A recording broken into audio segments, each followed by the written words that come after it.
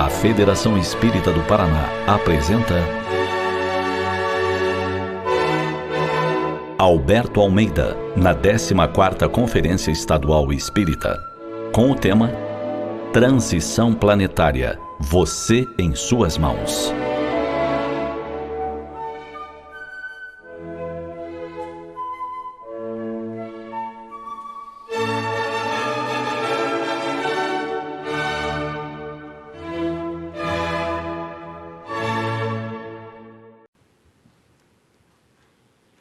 Um toque da castanheira na araucária.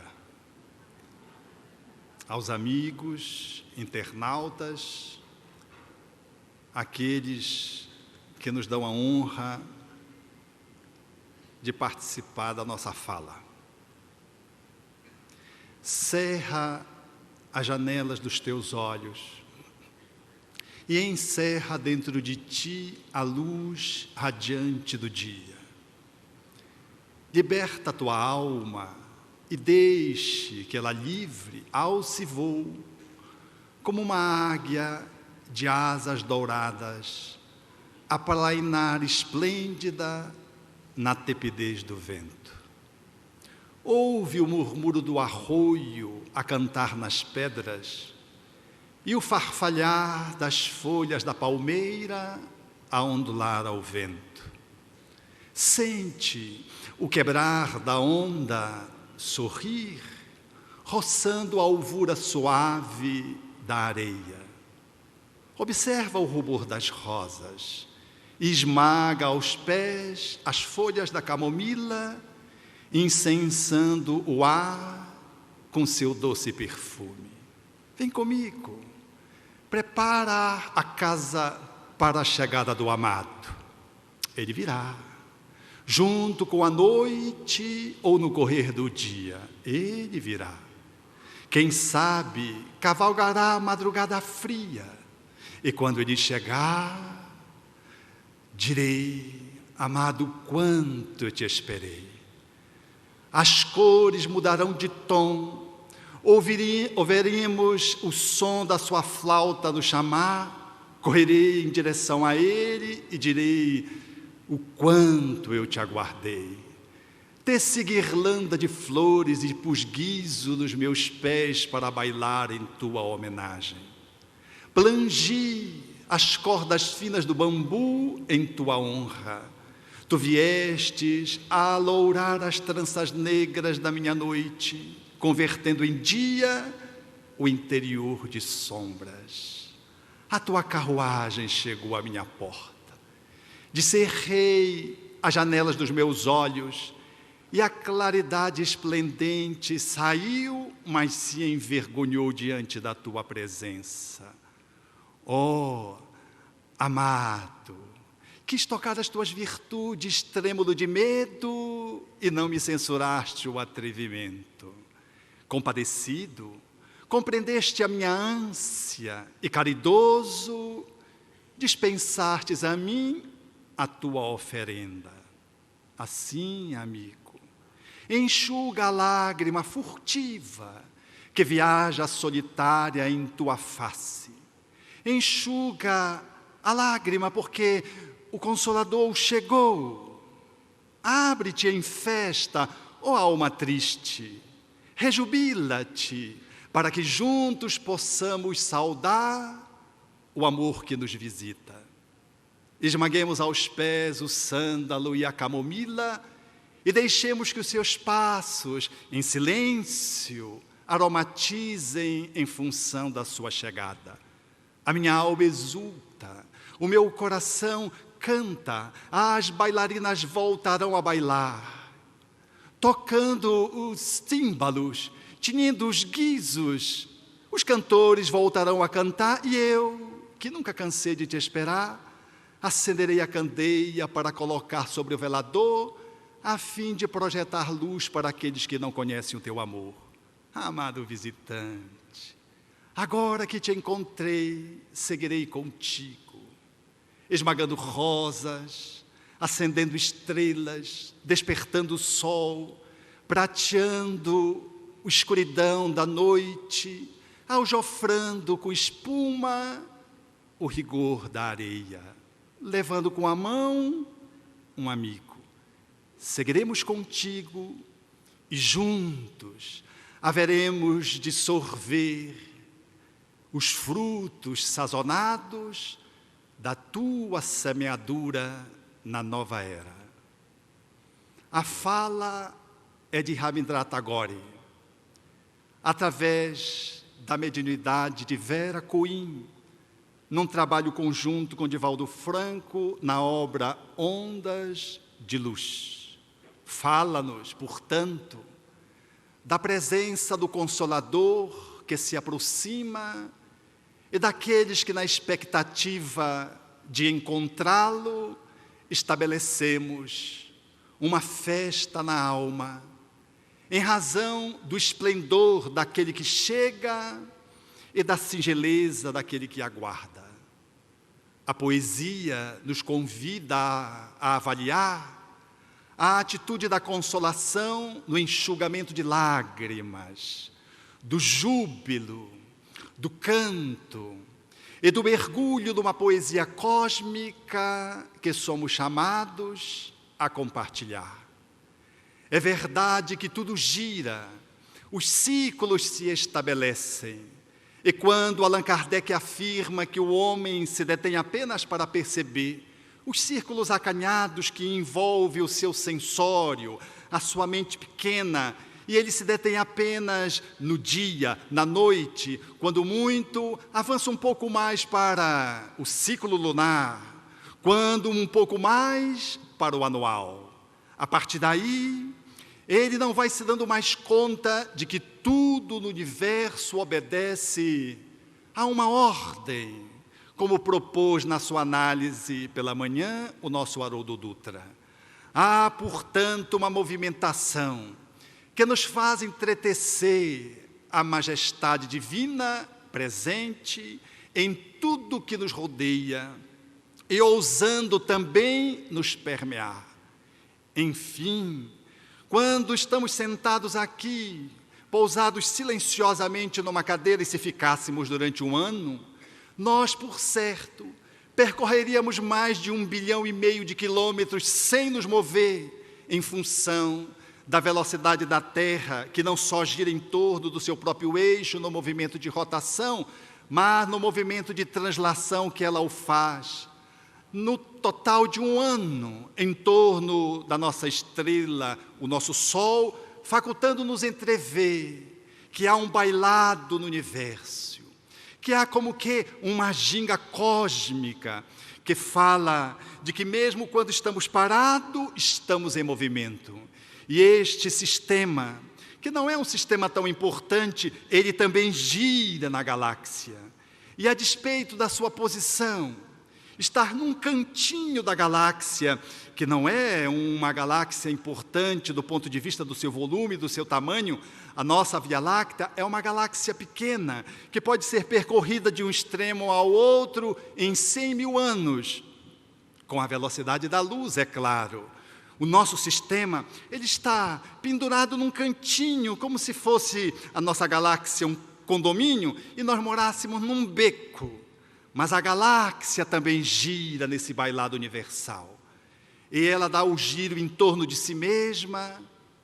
E nesse processo, a última vez que ela girou foi há 250 milhões de anos atrás. Só existiam os dinossauros. Aqueles que gerem a criação têm, portanto, a percepção dos ciclos que se estabelecem.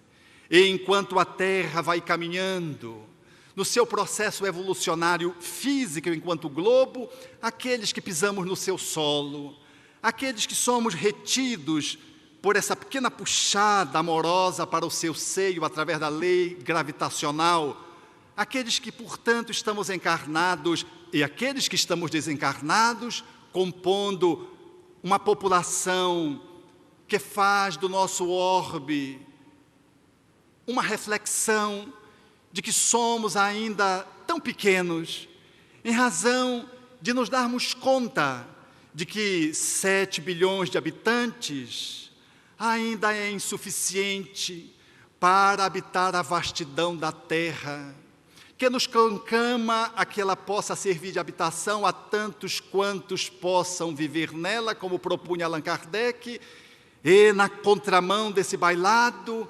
surgem movimentações patéticas.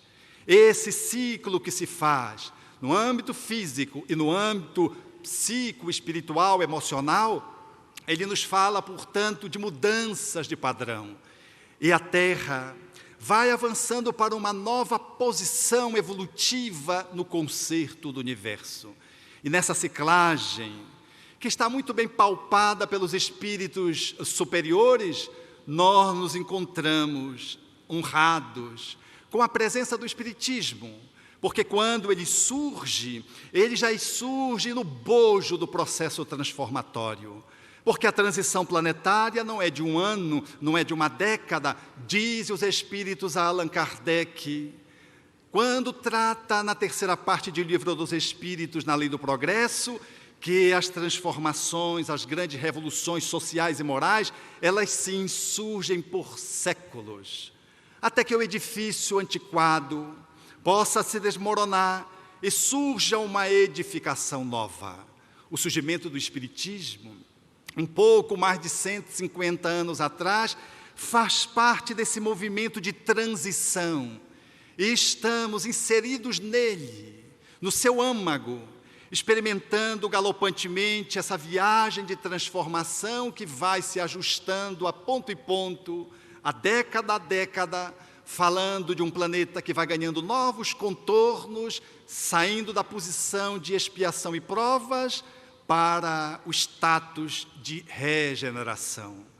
Nesse movimento, há aqueles que serão exilados naturalmente, como foram aqueles pertencentes à constelação do Cocheiro, e que integraram a chamada raça adâmica, em que implementaram na Terra uma biotipologia, de uma forma a aperfeiçoar a condição física humana e imprimiram o progresso intelectual, trazendo as suas aquisições, perdendo por um tempo o paraíso de onde foram deslocados. Do mesmo jeito, muitos espíritos deverão ser exilados, perdendo a terra, que para eles representará um paraíso, indo para planetas mais limitados, primitivos, e transformando a sua presença ali numa postura missionária. E a Terra recebendo espíritos vanguardeiros, que reencarnarão para agenciar o progresso, para catalisar a evolução. Haverá de, pelo processo numérico e qualitativo, imprimir uma transformação sociocultural e moral na Terra, guindando-a a uma nova posição evolutiva, ao tempo em que o corpo vai ganhando novos contornos de aperfeiçoamento. Do mesmo jeito que a nossa coluna vertebral, ela hoje traduz no olhar da biologia, da neurobiologia, que nós avançamos quando olhamos antropologicamente e fazemos uma análise de que surge um movimento do lóbulo frontal para frente, de que o plexo braquial subiu 2 pontos em relação aos animais superiores, abaixo do homem, e de que a coluna, ela como que se ergueu, e há um espaço no término da coluna, que se presta aos anestesiologistas para fazerem a hack, que está vazio, como se nós fizéssemos um movimento para frente e para o alto.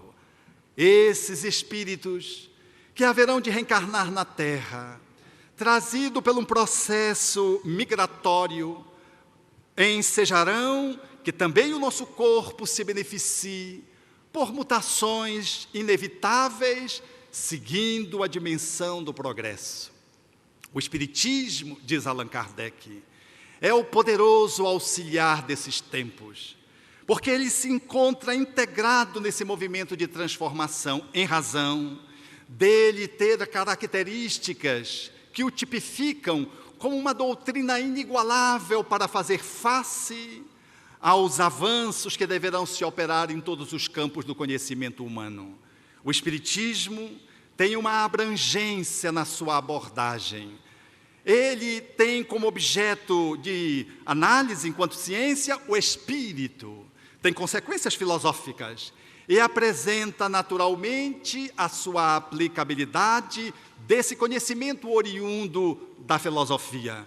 Logo, ele tangencia as disciplinas, de um modo geral, da academia. Ele é capaz de fazer interlocução com as diversas ciências, é capaz de estabelecer nexo com as filosofias e vê em apoio às religiões. Mas, diz Allan Kardec, não são só as abrangências que se espalham em função da visibilidade com que o Espiritismo se coloca no mundo, tendo como seu foco o Espírito. É a amplitude de vistas. O Espiritismo não é só uma doutrina que se alarga, ele, como um oceano, aprofunda. Portanto, não é uma doutrina superficial. Ele se candidata a ser uma doutrina capaz de fazer a interface com o conhecimento humano em alto nível, sem excluir e sem pretender excluir nenhuma dessas posições do conhecimento humano que venham, seja na conta de ciências, filosofias, religiosidades ou arte. O Espiritismo em si mesmo já é uma doutrina artisticamente muito bem tecida. Mas diz Allan Kardec que o Espiritismo, ele se integra nesse movimento de revolução que vai se estabelecendo na Terra nesses tempos de transição, porque ele tem o poder progressista. É uma doutrina por si mesma que avança com o progresso. Se alguém, uma ciência, apresentar uma verdade nova, o Espiritismo encampa. E se uma ou outra disciplina apresentar uma verdade que se contradite contra o Espiritismo abre mão nesse ponto e fica com um ponto revelado como verdade, constatado como verdade. Portanto, diz Allan Kardec, o Espiritismo avança de par com o progresso e jamais será ultrapassado, porque não é uma doutrina de dogmas, de fé cega, tem flexibilidade, não obstante mais de 150 anos enquanto ciência, não tenha sido chamado a rever nenhum dos seus pontos fundamentais. Continua intocável, o que é uma façanha para uma ciência sobreviver tão longo tempo. Mas não são só esses 3 pontos que fazem do Espiritismo essa doutrina contemporânea e agenciadora das transformações planetárias. Diz Allan Kardec que o poder moralizador do Espiritismo lhe faculta, agora compondo nesses 4 pontos, ser uma doutrina em dia com aquilo que precisa se estabelecer na Terra. É a revolução do sentimento, guindando o homem a uma nova posição de articulação nas suas relações sociais do ponto de vista ético-moral. O Espiritismo, portanto, traz intrinsecamente a moral como sendo a pedra de toque que haverá de guindar o mundo à posição da fraternidade, apoiada numa fé que terá a elasticidade que os princípios espíritas revelam. É isso que faz do Espiritismo, diz Allan Kardec, ser a alavanca do progresso, a doutrina mais gabaritada para auxiliar a revolução social que se opera por si mesma em função da lei do progresso. Mas nós, que nos integramos nessa doutrina, deveríamos nos perguntar e fazer uma avaliação para, ao lado dessas posições do Espiritismo engajado no mundo, com outras doutrinas, outras ciências, outras filosofias, outras manifestações do conhecimento, nós deveríamos nos perguntar qual é o nosso ponto de integração doutrinário, ou nessa doutrina. Como é que a gente se encaixa, fazendo parte desse grupo que se afiniza com este pensamento posto, codificado por Allan Kardec. É nessa perspectiva que eu disponho, neste momento, de algumas reflexões para guindar-nos também igualmente, junto com esse movimento, a fim de que esse sincronismo se dê, de que o Espiritismo não seja apenas uma doutrina que tenha essas características e os seus profitentes a contradigam. Há que ter um movimento de integração, de harmonia. Os espíritas precisaremos refletir de algum modo esse sol que o espiritismo representa. Precisaremos ser uma lua que possa traduzir a claridade da estrela que nos guia, que está posta dentro do contexto do espiritismo como sendo a figura de Jesus, sendo-nos para nós a referência primeira e última, que deverá nos servir como guia para a nossa posição no mundo do ponto de vista moral. A revolução moral que o Espiritismo traz não é outra senão aquela que ficou esquecida nas páginas amarelecidas do Evangelho, a do Jesus, a do Cristo. E é nesse movimento, talvez, que nós precisemos aprofundar o nosso nível de inserção. Porque reencarnados, nos aproximando dessa doutrina maravilhosa, nós nos damos conta que muitas vezes nós não estamos nas nossas mãos. Basta que possamos avaliar alguns movimentos nossos que traduzem a realidade do ser que somos colocado no mundo como espíritos reencarnados. Trazemos uma formação de personalidade que foi oriunda de um mergulho dentro do útero, dentro de um processo igualmente fascinante da fecundação. Nós nos ligamos à célula ovo e ali começa-se uma nova personalidade. Surge um processo de esquecimento relativo para que o espírito possa ser mais senhor de si próprio, dizem os espíritos, Allan Kardec em O Livro dos Espíritos, a fim de que ele possa aproveitar a encarnação. Começa-se então a formação de um novo ser. O útero, esse escrínio, que há bem pouco tempo volta novamente a ser ameaçado por aqueles que ocupam aqui e acolá nas casas de lei ou na área executiva a ameaça de projetos que se inclinam para a elaboração do aborto. Este ser que já está ali posto, desde o momento da fecundação, que já pensa, já sente, está dentro de um sistema.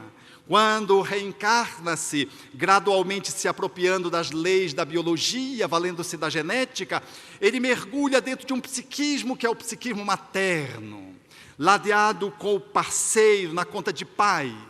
E é dentro dessa envergadura energética, fluídica, que aquele vai forjando a sua personalidade, o seu ego, o seu eu humano. E é bom que se olhe bem para essa posição, porque ela vai se seguindo por 9 meses. E quando nós nascemos, quando se pensa que vai começar o processo educativo, na medida que se comemora o aniversário do nosso nascimento, e depois de 1 ano, nós já estamos atrasados 9 meses. Porque há 9 meses nós partilhamos de uma convivência. Nós somos testemunhas silenciosas, ali vivendo no útero, presenciando diálogo, experimentando emoções, podendo perceber a realidade do mundo objetivo, porque não obstante, por exemplo, no primeiro mês, os nossos órgãos ainda não estejam formados, estejam embriologicamente ainda se constituindo, nós já dispomos da capacidade de percepção, porque o espírito transcende o corpo, não é o neuroblasto, aquela célula nervosa primeira que se forma, que vai estruturar o pensamento, a emoção, a vontade, o livre-arbítrio, não. O sistema nervoso é apenas a maquinária que o espírito vai agenciar. O corpo é a vestimenta do qual o espírito está tecendo. A máquina é diferente do programador, o programador é o espírito.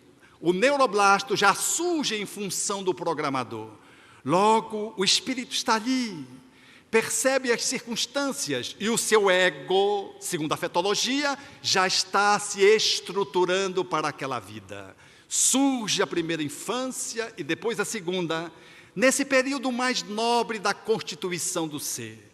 É nessa fase que deveríamos colocar as nossas atenções, do útero genufletindo diante da mulher grávida.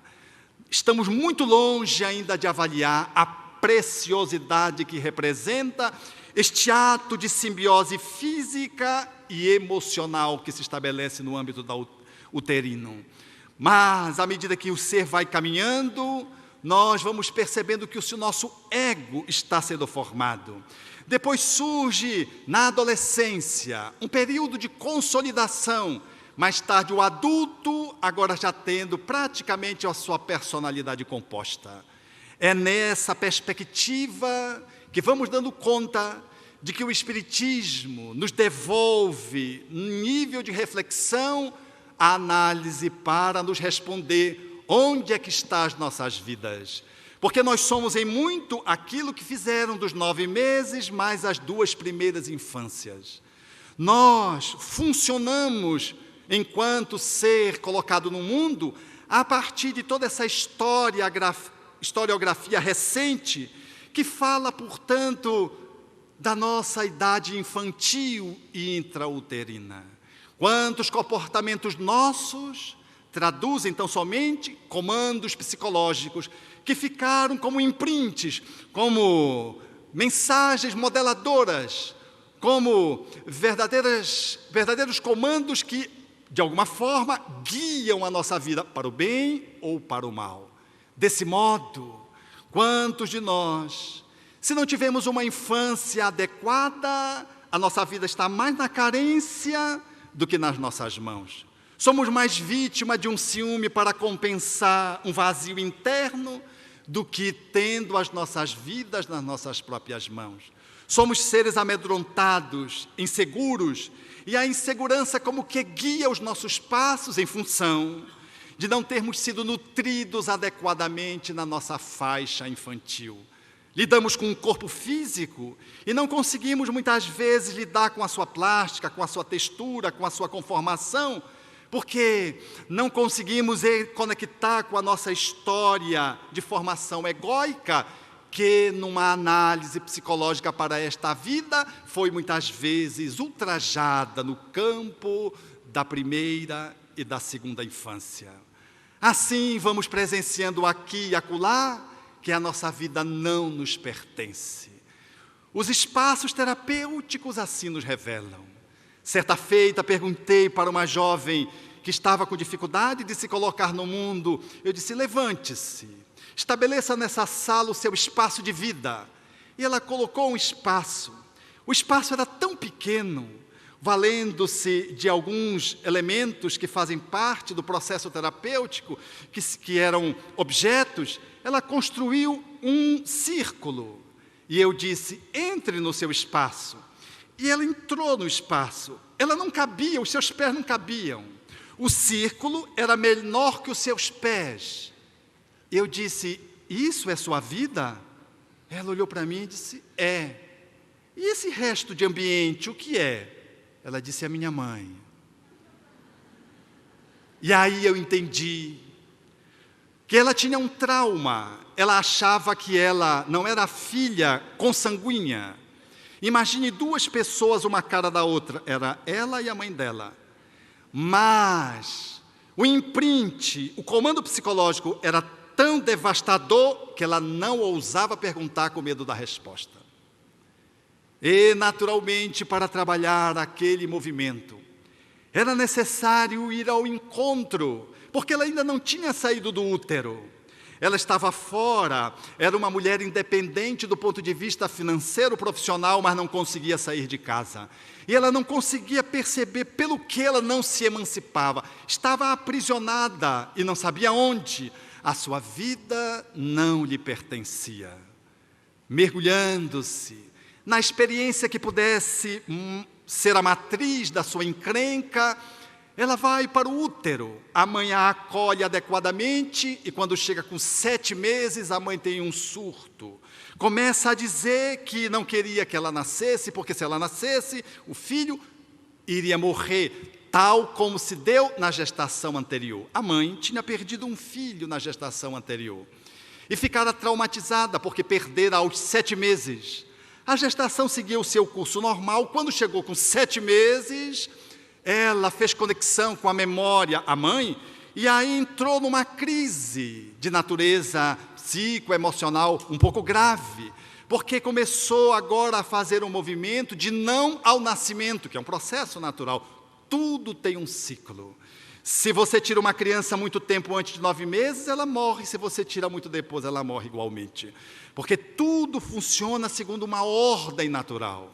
E quando chegou o dia do nascimento, é natural que ela no útero, recebendo as informações da mãe, achando que iria morrer, não queria sair do útero. Aliás, o útero é o espaço sagrado mais reconfortador.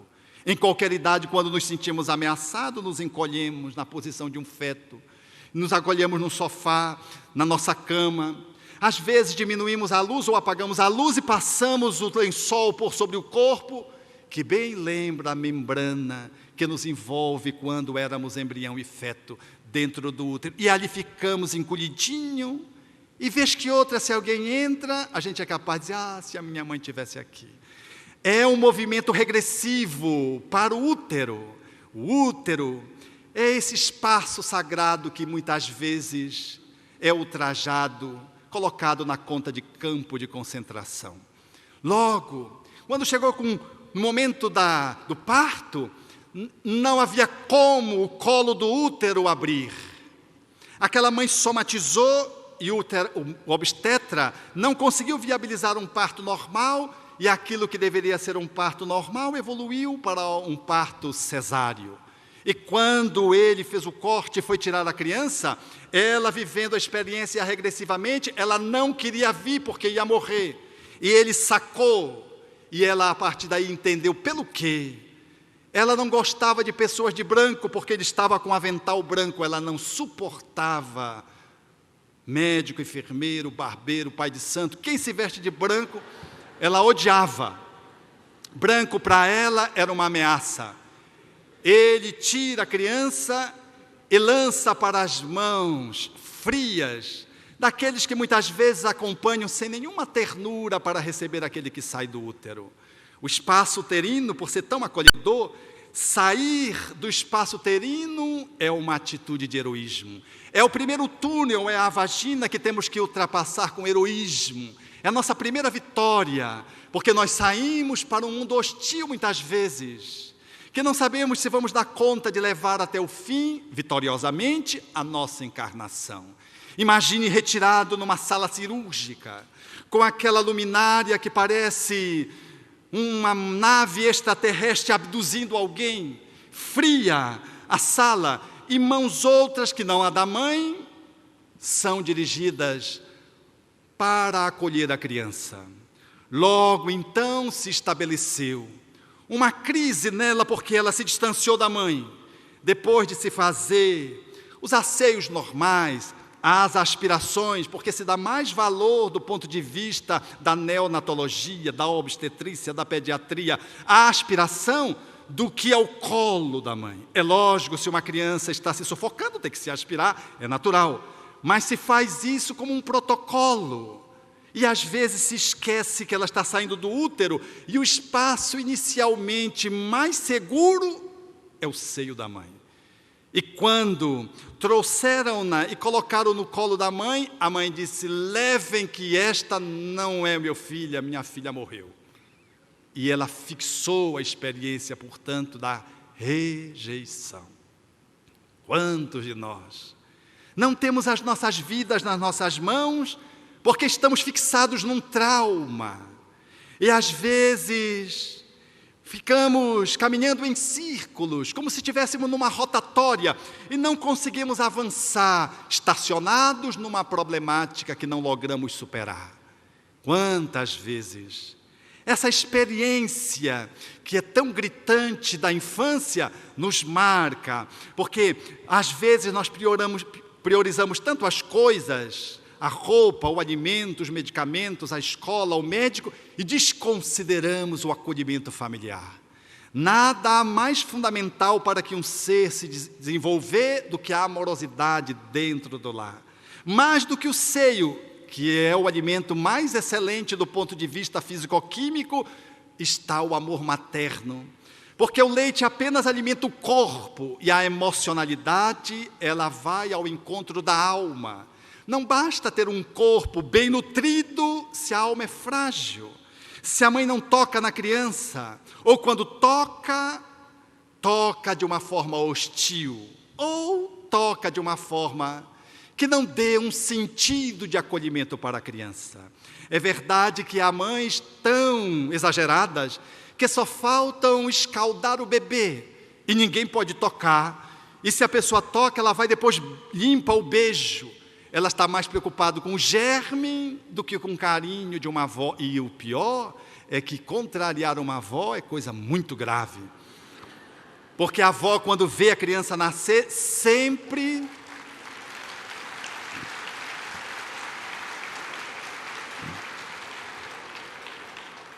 eu já sou avô. E eu me vi pateticamente fazendo uma coisa que eu sempre criticava. Tirando foto do lado do Woody, numa viagem que eu fiz aos Estados Unidos. Eu achava aquilo tão sem graça do lado do Mickey, da Minnie, do Pateta. E eu me vi do lado do Woody, porque a relação com o meu neto de 3 anos de idade, que ele vai fazer, é em função do Woody. O Woody é o alter ego, digamos assim, que media minha relação com ele. E eu me vi todo feliz batendo a foto com o Woody. Depois eu digo, o que não faz o avô, como diz a nossa Sandra, ficar abestalhado? Todo avô é abestalhado, senão não é avô. Logo, quando a mãe cerceia o movimento dos outros, pensando mais nos germes do que na afeição, que pode nutrir a criança, num processo sistêmico de acolhimento ao espírito que vem, às vezes, com graves compromissos, com dívidas, às vezes, exorbitantes, ou então com responsabilidades muito bem definidas, precisando seguir a primeira e a segunda infância sem solução de continuidades, nós estamos mais priorizando a caneca do que está dentro na caneca. Como diria o professor, na formação dos alunos dos quais ele tinha sido honrado numa comemoração 30 anos depois. Os alunos estavam em casa e ele, não sabendo como se posicionar diante de uma conversa que não lograva trazer tanta fecundidade, ele experimentou dar mais uma lição. Ofereceu aos seus alunos um chocolate e o serviu em vasilhames diferenciados, numa chávena, num copo de plástico, numa tibarra, e assim ele foi fazendo. Depois que ele serviu o chocolate, durante a conversa, e que todos se deram conta, ao final do chocolate, que já haviam acabado, ele perguntou, que tal o chocolate? Poucos sabiam dizer do chocolate. E ele notou que as pessoas ficaram mais preocupadas na seleção do vasilhame. Às vezes, nós ficamos atraídos pelo que impressiona os 5 sentidos e esquecemos a alma que lhe habita. Olhamos e selecionamos o copo de cristal, mas do que adianta se o chocolate estiver contaminado? É necessário olhar o nosso ser e percebê-lo como um espírito reencarnado. Quando a gente foca mais no corpo em detrimento da alma, nós estamos fazendo a inversão das posições. Porque o nosso foco tem que ser a alma, apoiando o corpo para que a alma possa alcançar o seu objetivo.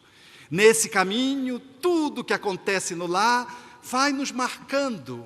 E do ponto de vista do ego, nós vamos ficando fragmentados ou bem estruturados, a depender daquilo que fazem conosco. Certa feita eu vi um senhor, já avançado em idade, septuagenário, e me procurou para uma abordagem que pudesse liberar de uma praga, que era o ciúme. Ora, com 70 anos ainda ter ciúme é coisa muito grave. E ele, para que talvez pudesse testemunhar a veracidade do que dizia, foi acompanhado da parceira. E ela então disse, o senhor sabe, no carro eu só posso olhar para frente, eu não posso olhar para o lado, porque ele não deixa, ele tem ciúme. Televisão, ele tem ciúme de televisão.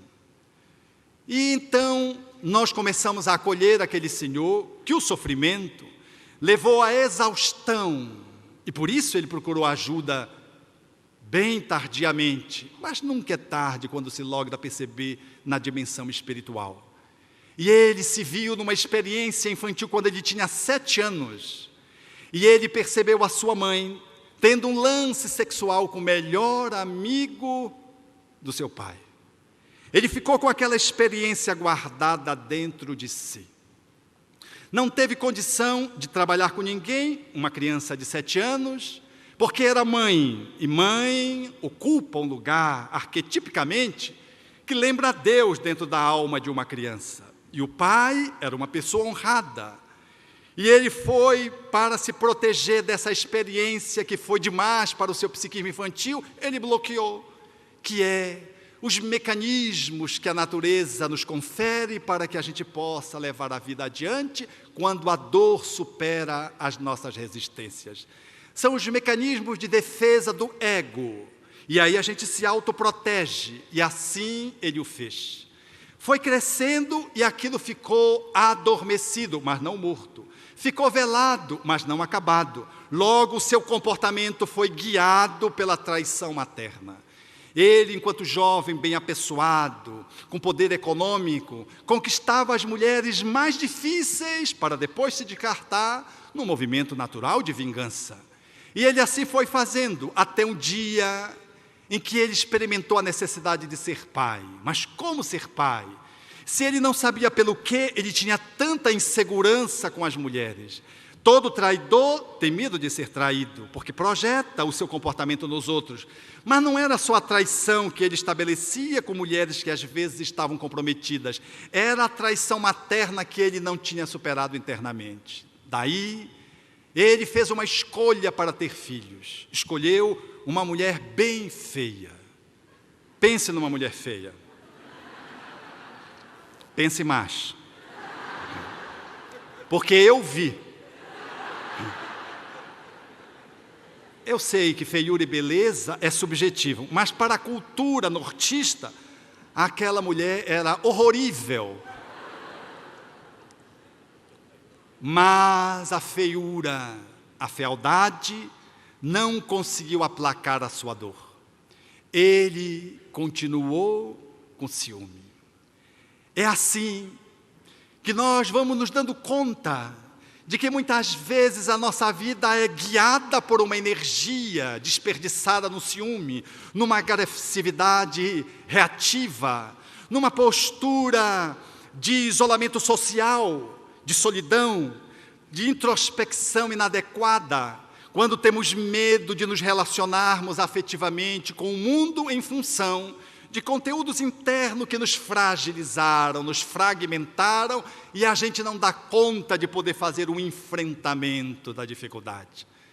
Mas o ego, ele não é só o resultado na composição da personalidade, como afirma Fenelon em O Livro dos Espíritos, que tem a perfeita similitude com a visão psicológica do ego. Nós não estamos apenas ao sabor daquilo que aconteceu conosco nesta vida. Nós experimentamos aquilo que vem de outras vidas. As subpersonalidades, os subegos, que vazam a despeito do velamento que o processo reencarnatório nos sugere. Nós temos pulsões do nosso inconsciente profundo que afloram no nosso ser, ameaçando o nosso comportamento, quando negativo, e facultando-nos experiências gloriosas, quando esse subego traz conquistas bem elaboradas. Desse modo, nós vamos perceber muitas vezes que nós não estamos nas nossas mãos, nós estamos vivendo o passado. Um passado que está posto numa encarnação, às vezes, mais ou menos próxima ou longínqua. Um problema que nós não conseguimos superar, e a gente não conseguiu ainda fazer o movimento do salto qualitativo.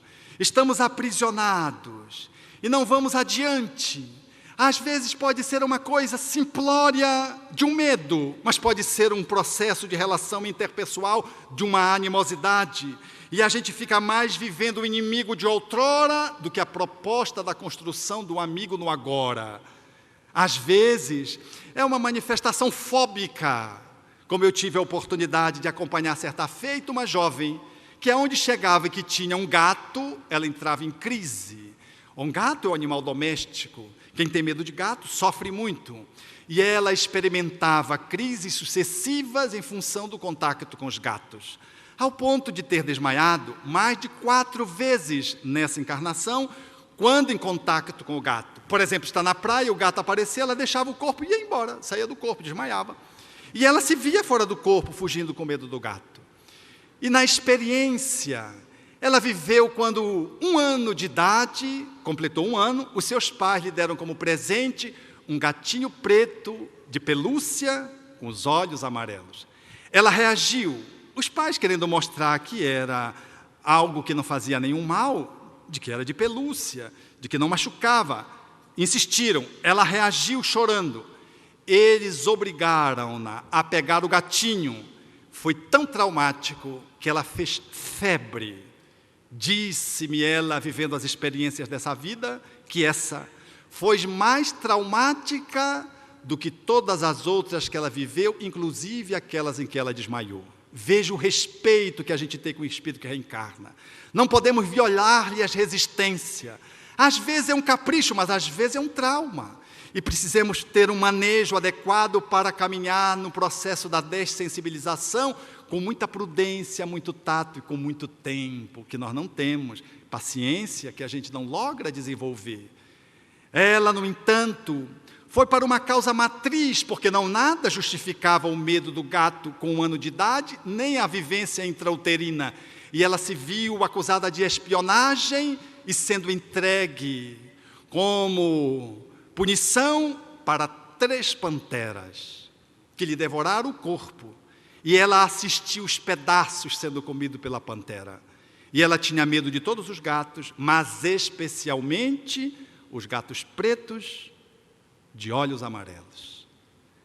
Exatamente o que ela ganhou quando fez 1 ano de idade. Mas nós não temos só problemas. Nós trazemos do passado as nossas competências. E eu vi um amigo me dizer, Alberto, eu descobri por que eu tenho uma habilidade para a cozinha. Experimentando uma família simples, no qual ninguém tem uma habilidade para a cozinha no nível doméstico, ele se configura como um chefe. Tudo que ele toca fica gostoso e bom. E ele não sabia dessa competência. E ele experimentou identificar uma vivência na qual ele teve uma frustração afetiva e como mecanismo de sobrevivência, ele fugiu das relações afetivas enquanto mulher que era e se entregou à cozinha e ficou 40 anos na cozinha. E ele disse-me, Alberto, tudo que eu coloco na boca eu sei o que tem. Semana passada eu fui no restaurante tal, comi um bacalhau. Cheguei em casa, na semana seguinte fiz um igual ou melhor. Todos os ingredientes eu conheço quando coloco na boca. Quem tem uma habilidade construída no passado, quando vê uma orquestra, por exemplo, fazendo a sua apresentação, e tem um passado de musicista, logra perceber todos os instrumentos. E tem uma funcionalidade diferenciada com aquilo que está sendo apresentada, por exemplo, num concerto. Assim, nós estamos caminhando nessa encarnação, tendo uma história recente, uma história espiritual, que se perde na noite dos tempos, conquistas e dificuldades, avanços e limitações. E quando nós nos damos conta no aqui, no agora, é difícil a gente identificar que a nossa vida está na nossa mão. Porque a carência que eu trago da infância, eu tento suprir através da esposa, a qual eu não dou paz, porque eu quero que ela me dê atenção 100% do tempo. E se ela vai ao centro espírita, por exemplo, desenvolver uma atividade, eu fico cobrando os horários. E às vezes faço a suprimir uma atividade, porque ela está se ausentando do lar. E ela o faz de uma forma comedida. Mas aquele que se sente desnutrido, tem essa fome de amor que se não reflete, passa para o outro a obrigação de preencher, quando é da própria pessoa, o objetivo de autoplanificar-se. Assim, nós encontramos muitas pessoas famintas, que não foram suficientemente amadas, e quando estão diante de um prato de comida, comem vorazmente, sem se dar conta que por trás da comida está o alimento afetivo que não recebeu. Quantas pessoas fumam, roem as unhas, numa atitude compulsiva para tentar substituir aquilo que lhe faltou, que não foi o seio só, foi o acolhimento da amorosidade. Nós, então, às vezes nos perdemos de nós mesmos sem saber pelo que o nosso corpo tem esse design. E a gente tenta estabelecer uma relação de apresentação social que dê conta de falar de uma rejeição infantil, quando os pais, por exemplo, excluíram aquele filho em detrimento dos outros e o trataram de uma forma desigual e de uma forma lesiva, trazendo esse sistema de rejeição. Ou mesmo numa outra situação em que os pais tratem os filhos de uma forma equânime, a despeito das afinidades que têm para mais com um ou para mais com o outro, mas amam os filhos de uma forma equânime. Um que traz, às vezes, alguma dificuldade, não se sente atendido e se sente rejeitado. E, às vezes, é aquele que mais recebe a atenção.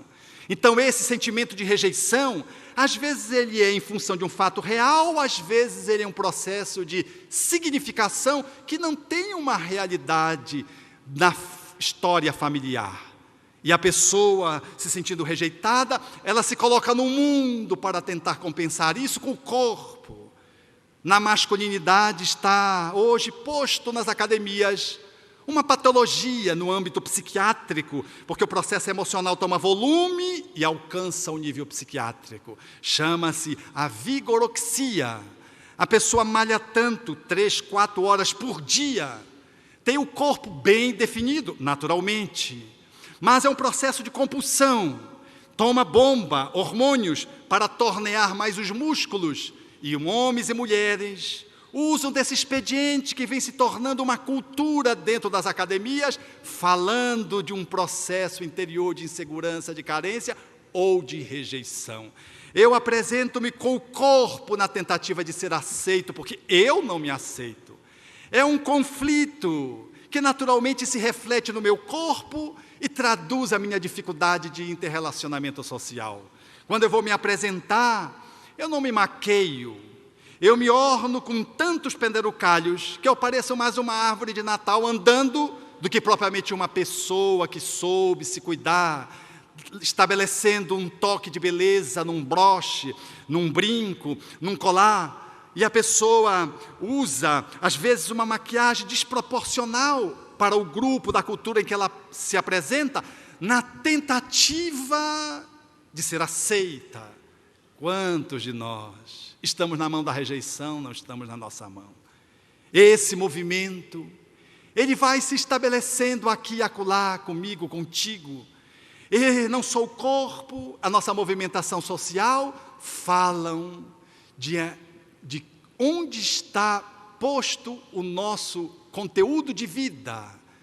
A minha vida está nas minhas mãos ou ela pertence à minha agressividade? É a minha agressividade destrutiva que me reboca ou sou eu que manejo a minha agressividade? É o ciúme que me sitia ou sou eu que estou trabalhando esse ciúme porque ainda não descobri da sua causalidade? É o outro que me preenche ou sou eu que faço um movimento de auto-preenchimento? Isso está posto. Porque no momento de transição planetária, a humanidade faz uma movimentação que necessariamente precisa ser revista no contexto da atualidade. Nós vivemos o ego. E Joana de Ângeles propõe aquilo, calcada na visão guiana, que é fundamental na coincidência com o pensamento kardeciano. É que o ego, por si mesmo, ele é frágil, ele não dá-se conta. Há uma fragmentação, uma fratura na nossa existência, que é a ruptura do meu ego, da minha personalidade, com a essência que eu sou, com o espírito que eu sou. A minha existência corre, mas a minha essência não comparece. E aí eu faço movimentos deformados na tentativa de compensar esse blackout, que é a ruptura do ego com o self, na linguagem de Joana de Ângeles, que é a ruptura da personalidade do ego com o espírito. Quando nós olhamos o livro dos Espíritos, colocando que a nossa essencialidade na questão 88 é a claridade, a luz, somos uma centelha etérea, estamos desconectados. E como nos centramos no ego, nós vivemos a egolatria, o egoísmo, o egotismo, vivemos todas as patologias que derivam do ego. Só há um movimento capaz de nos devolver a solução para os nossos problemas, trazendo a vida para as nossas mãos. Porque o ego é incompetente para gerir a nossa existência. É necessário fazer uma imersão, é necessário lograr, fazer as pazes com as nossas entranhas. Acho muito belo a fala de Kardec quando diz que já não são mais as entranhas do globo que vão se estabelecer em termos de mudança nos dias atuais da transição planetária, que são as entranhas da humanidade. E eu agora digo, para nós determos as nossas vidas nas nossas mãos, é necessário ir às nossas entranhas. Não é o corpo que precisamos maquiar, não é o ego por si mesmo que precisa ser gerido. Nós precisamos nos ancorar nesse Deus adormecido. Nós precisamos fazer um vínculo com esta luz que está velada, está bloqueada. Esse mergulho nos devolverá a competência, e ao invés do ciúme aprisionante, eu abro mão num processo de amorização, porque quem retém não ama, quem ama abre mão, mas cuida. Eu saberei lidar com a minha carência, que se preenchida de fora, logrará sempre estar ameaçada, porque aquele que preenche, se lhe faltar, eu estou novamente na carência. Eu estabelecerei o processo da autonutrição, e não precisarei culpar o meu pai, a minha mãe, a minha família, pela minha história de ser uma pessoa órfã, ter sido rejeitado. Nesse mecanismo de mergulho interno, eu estabelecerei, portanto, o movimento capaz de poder lidar com as coisas e não ficarei hipnotizado pelos 5 sentidos, grudado na matéria. Experimentarei egoicamente, apoiado no eu superior interno, no self, a capacidade do desapego, porque tudo passa. A impermanência é a grande contribuição que a civilização do Oriente nos traz. Assim, aos poucos, eu vou me dando conta que na transição planetária, eu só conseguirei me ter nas mãos o governo da minha vida se o primeiro-ministro, o ego, der conta de fazer o que a minha entranha dita. Porque na minha intimidade, no ego, está inscrita a lei cósmica. Aonde está escrita a lei de Deus? Na consciência, questão 621 de O Livro dos Espíritos. Quando, no tsunami que varreu as praias do Sri Lanka, nós vimos uma experiência incomparável do ponto de vista da natureza, da sua sabedoria. Porque nenhum elefante foi tragado pelas ondas gigantes. Inquietos, eles começaram a sugerir um outro movimento, saindo das praias, e os nativos, observando o instinto do animal, seguiu os elefantes, que foram todos para lugares mais altos. É que as placas tectônicas, quando se movimentaram na intimidade do oceano, elas imprimiam um movimento às ondas, e só 6 horas depois chegariam à margem. Mas os paquidermes, tendo um chipzinho divino dentro deles, sabiam que precisavam sair da praia. Todos foram salvos e os nativos que lhes acompanharam igualmente. Quando estive em Rondônia, vi uma experiência similar com as borboletas.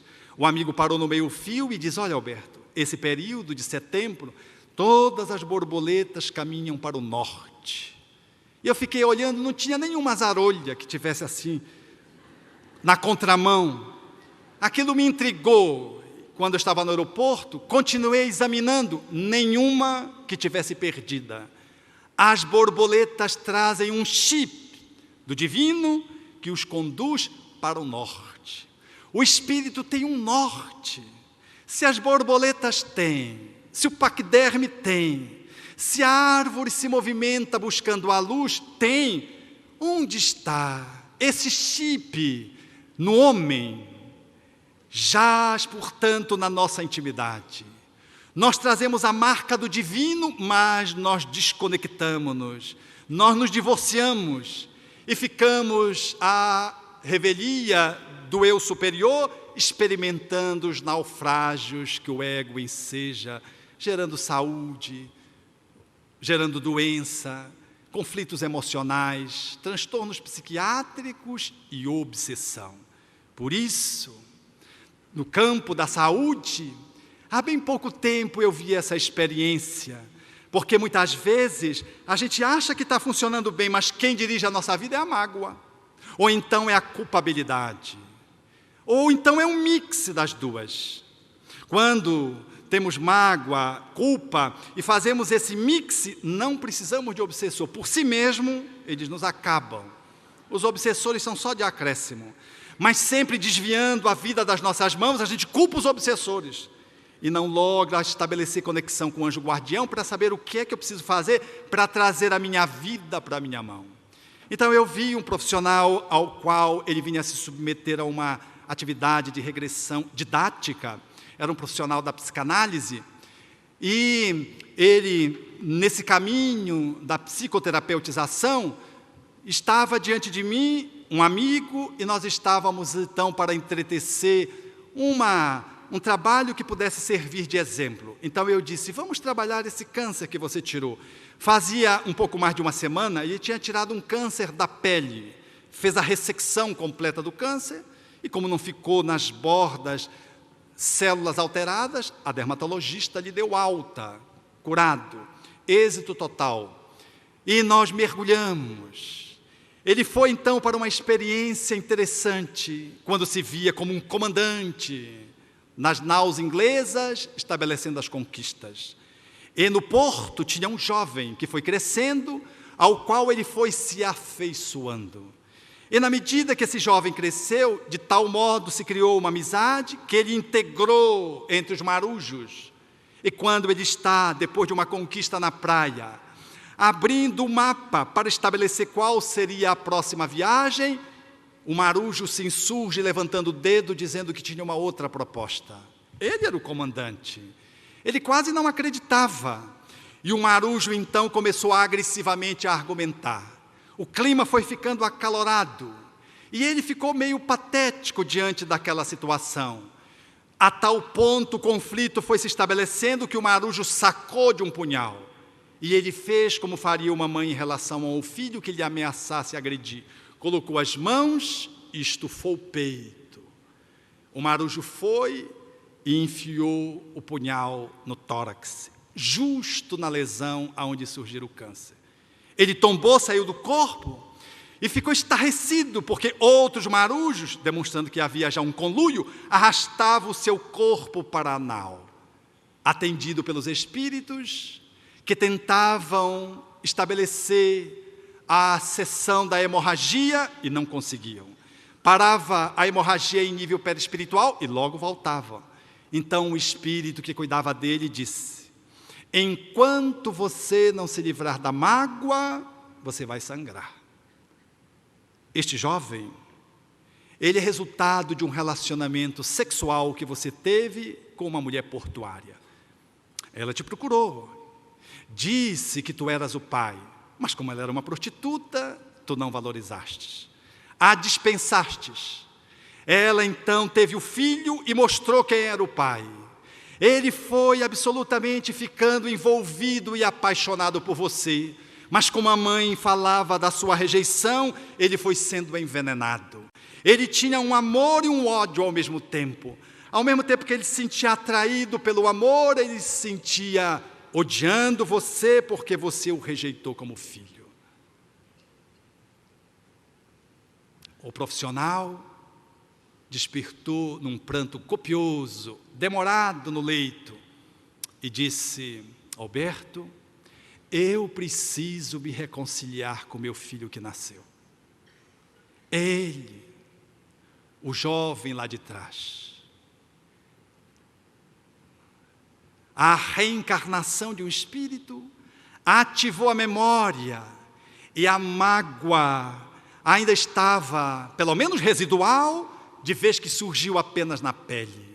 Porque se tivesse muito intensa, talvez surgisse nos pulmões, e a desencarnação talvez fosse o fim daquela vida física.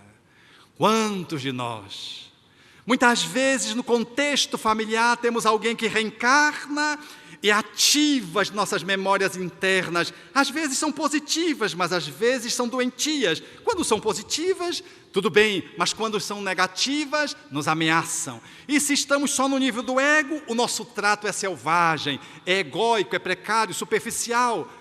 Precisamos, na transição planetária, assumirmos a nossa condição mais profunda de sermos nós mesmos na nossa essência, para que ela possa estruturar o nosso ego, a fim de que ele cumpra a sua função na personalidade, no aqui e no agora. Enquanto retardarmos, estaremos retardando. Se apropriar da nossa vida, estaremos encontrando sempre um culpado para os nossos sofrimentos ou para a nossa infelicidade.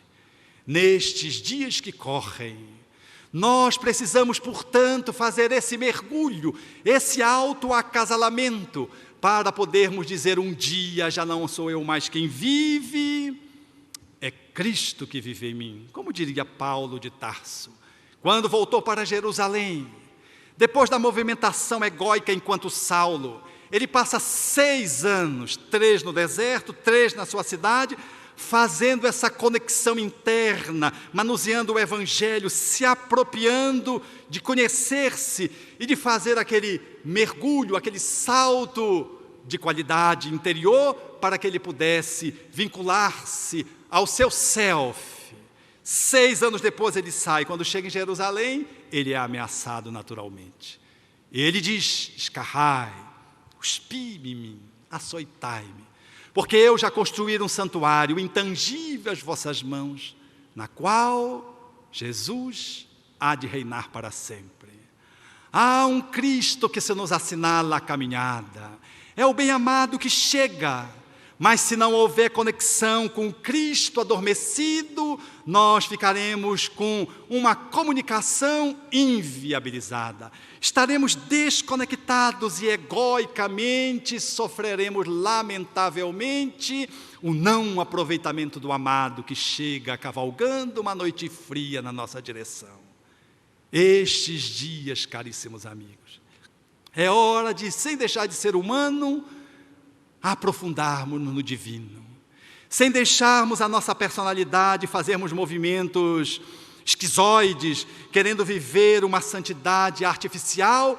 Nós precisamos fazer uma incursão, uma viagem para dentro, para que possamos, a partir daí, resolver os tsunamis que alcançam as nossas vidas na forma de mágoa, agressões, resolver as ondas gigantes que tentam nos engolir, instalando dentro de nós mesmos culpas. Nós precisamos, bem ancorados, darmos conta de experimentar, lograr, vencer os terremotos no abandono de um ente querido, num filho que muitas vezes cede para a droga, ou numa tragédia que alcance-nos o lar ou a casa espírita. E, conectado consigo mesmo, no seu eu profundo, entender que a vida tem uma ordem e que o Deus interno alimenta o ego que é frágil, e mesmo sendo frágil, apoiado, ele logra vencer os obstáculos, porque simplesmente a nossa vida terá sido colocada nas nossas mãos. O chip nós teremos encontrado o mesmo da árvore, da borboleta e do paquiderme. Esse Deus ao qual a tradição judaica traz com Davi e que Jesus reafirma que faz parte da nossa constituição, deuses com D minúscula. E assim, bem conectados, haveremos de lograr vencer as tormentas e poder agradecer na linguagem do poeta, entendendo o porquê a Terra estabelece o seu movimento de transformação, obedecendo à evolução. Quem foi que fez esse planeta azul avançar na direção do infinito, logrando experimentar ser a poderosa Gaia que acolhe os seus filhos que aprendem as leis de amor no seu seio? Quem foi que fez o sol tão vivificador, e sua luz esplendente, cheia de fulgor? Os trilhões de estrelas que cintilam nos céus, e as nuvens vaporosas como densos véus, a mecânica celeste, o arcano profundo da eterna ciência que equilibra os mundos, os micro-organismos em desenvolvimento e os orbes gigantescos em deperecimento, o átomo e a nebulosa, a ameba e o serafim, e as origens das coisas que nunca terão fim, a virtude impoluta que não se modifica e a possante energia que a tudo vivifica. Quem foi que fez a chuva, o vento, o raio, o trovão? Fez a primavera, o outono, o inverno e o verão, o perfume das flores, os sons, o ar, os campos, as florestas, a terra, o céu e o mar, o infravermelho e o ultravioleta, e fez da lagarta surgir uma bela borboleta, os clarões do pôr do sol e o cantar do roxinol. Quem foi que fez as feras bravas, a asa de um inseto, a beleza de um ninho, deu agilidade à incrível pulga saltitante e fez o passo lerdo, tardo do elefante, o colibri com nímia sutileza, sugando o mel das flores com tal delicadeza, o tatu escavando a cova em que vai se abrigar, e a faina inesgotável da minúscula formiga, o poderoso corcel, estabelecendo a sua movimentação falando do céu. Quem foi que fez o instinto de conservação como bússola infalível de orientação, guiando com acertos irracionais, sem nunca transgredirem as regras naturais? As maravilhas do reino mineral, o leito onde repousa o reino vegetal, os prodígios da animalidade e um elo mais acima, a nossa humanidade, e tantos outros reinos que nós desconhecemos, sistemas de mundo que nós nem nos apercebemos, os gênios tutelares, arcangelicais, imerso nos segredos dos planos siderais. Que maravilha é esta que eu não posso descrever com todo o dramatismo que eu pudesse ter? Artista inimitável, sublime e ilimitado, me ponho de joelhos e contemplo abismado e pergunto a mim mesmo com estupefação: quem criou tudo isso com tanta perfeição? Quem dá sem perder nada e paga sem dever, e a tudo movimenta sem nunca se mover, formando e transformando, criando e dirigindo, governando e agindo? Quem tem tanto poder? Pergunto a outras vozes: que me podeis dizer? Eu vos peço, queridos irmãos meus, e as vozes me respondem: foi Deus, foi Deus, foi Deus.